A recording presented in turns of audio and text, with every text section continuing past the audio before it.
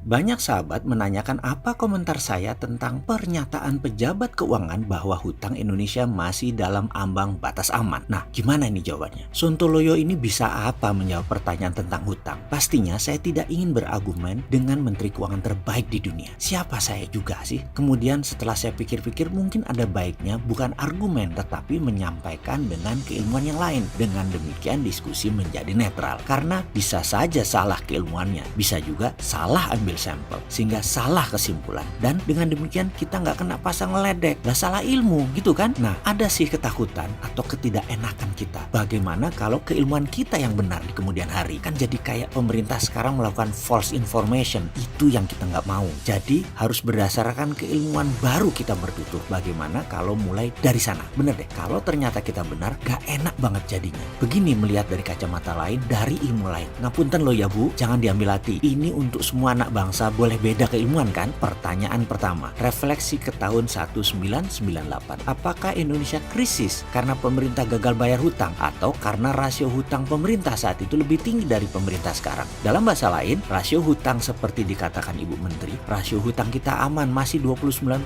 dari PDB, di mana batasnya 60% sebagai batas bahaya atau krisis. Kembali dipahami pertanyaan pertama. Di Indonesia di tahun 98, krisis karena rasio hutangnya tinggi atau karena gagal bayar hutang. Fakta adalah di tahun 1998 rasio hutang kita di batas aman, dalam kurung baca seperti sekarang. Tetapi dalam sekejap rupiah melemah jadi 15.000 dan Indonesia gagal bayar, menjadi negara paria, menjadi negara lumpuh. Jadi kembali ke pertanyaan rasio aman. Kita aman secara buku, namun rentan secara kemampuan bayar kalau rupiah mendadak jadi 17.000 atau bahkan jadi 20.000. Kita Indonesia langsung lumpuh. Setuju dengan keilmuan sederhana ini atau masih percaya rasio aman, artinya aman 100%? Boleh lanjut, ini monggo loh, saya ini dianggap Sontoloyo nyinyir, monggo loh ya. Selama pakai keilmuan lain berdalih data, monggo. Jangan sampai pakai emosi mentang-mentang penggemar berat seseorang lalu beda ilmu dianggap salah dan pendosa. Ngapunten loh ya bikin emosi. Lalu masalah hutang dilihat dari asal yang berhutang. Apakah hutang pemerintah, hutang BUMN, hutang swasta, plus off balance sheet liability lainnya. Lalu kita melihat bagaimana kita nyaur atau nyicil hutang tersebut atau membayar kewajiban hutang tersebut. Apakah dengan berhutang lagi alias bayar pakai pinjaman hutang baru lagi, atau dengan pendapatan proyek atau dengan jualan aset, dan banyak lagi caranya. Dalam tahun 1998 masalahnya hutang negara, hutang swasta, hutang BUMN menumpuk di satu tempat, tapi semua hutang mata uang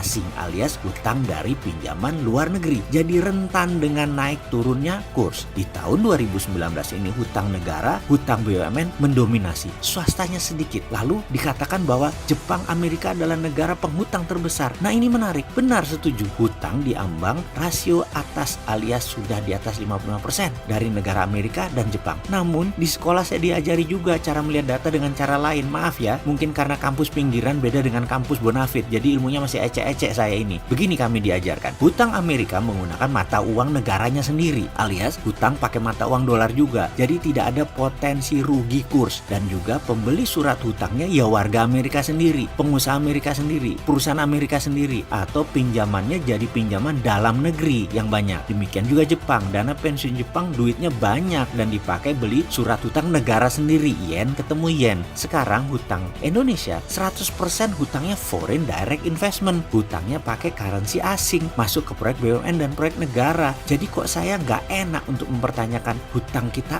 aman, yang bener aman tuh yang mana? Yang aman di rasio buku, di fakta lapangan beda. Ngapunten loh ya, ilmu saya kampungan, maaf kalau saya salah ilmunya, saya mohon diajari lagi. Pengen banget berguru dengan yang terbaik, saya fans berat beliau loh. Dan untuk sahabat, ilmu ini jangan dipercaya penuh loh. Keilmuan saya ini ceper banget dan masih diragukan, tapi saya yakin common sense manusia tidak memerlukan sekolah tinggi. Bener nggak gitu? Sudah dulu, semoga menjawab pertanyaan sahabat.